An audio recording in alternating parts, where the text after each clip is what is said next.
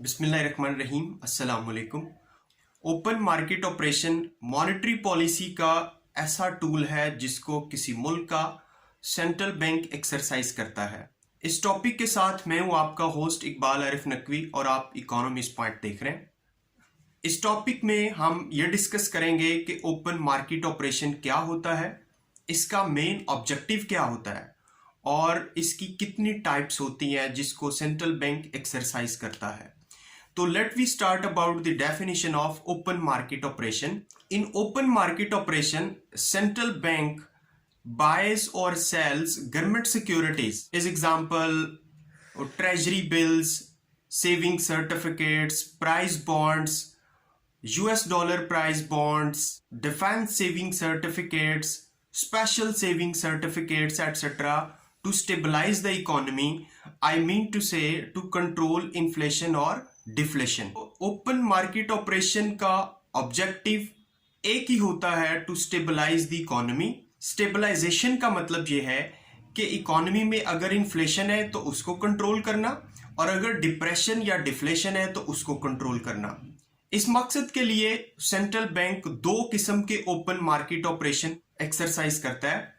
Number 1, contractionary open market operation. Central bank जब feel करता है कि इकोनॉमी में इन्फ्लेशन है तो सेंट्रल बैंक उस वक्त कॉन्ट्रैक्शनरी ओपन मार्केट ऑपरेशन को अप्लाई करता है। सेंट्रल बैंक मनी सप्लाई को कंट्रोल करने के लिए ओपन मार्केट में गवर्नमेंट सिक्योरिटीज को सेल कर देता है।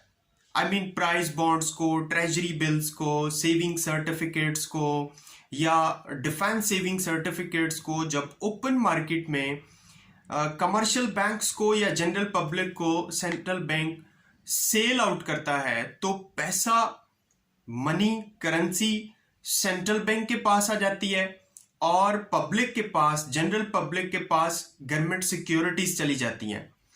इस तरह मनी की सर्कुलेशन कम होती है।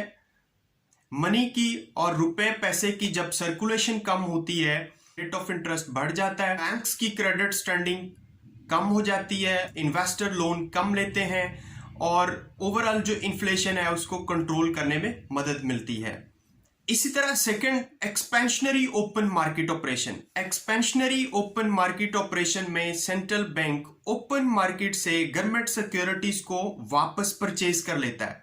जब गवर्नमेंट सिक्योरिटीज को वो परचेज करता है तो मनी और करेंसी पब्लिक और कमर्शियल बैंक्स के पास चली जाती है। कमर्शियल बैंक्स के पास मनी की ज्यादा क्वांटिटी होने की वजह से कमर्शियल बैंक्स लोन देते हैं, रेट ऑफ इंटरेस्ट गिर जाता है, इन्वेस्टर इन्वेस्टमेंट शुरू कर देते हैं, प्रोडक्शन स्टार्ट हो जाती है, कंज्यूमर्स के पास पैसे जाते हैं और कंज्यूमर्स जो है वो कंजम्पशन स्टार्ट कर देते हैं। और एज ए रिजल्ट जब बिजनेस एक्टिविटी या volume of business activity increase होता है तो डिफ्लेशन को या डिप्रेशन को कंट्रोल करने में मदद मिलती है। तो this was what about the open market operation. अगर आपका इस टॉपिक के बारे में कोई भी क्वेश्चन है तो आप हमारे कमेंट सेक्शन में लिखिए।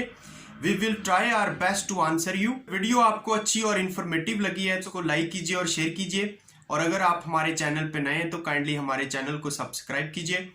अगली वीडियो तक अपना ख्याल रखिएगा। अल्लाह हाफिज। Thank you.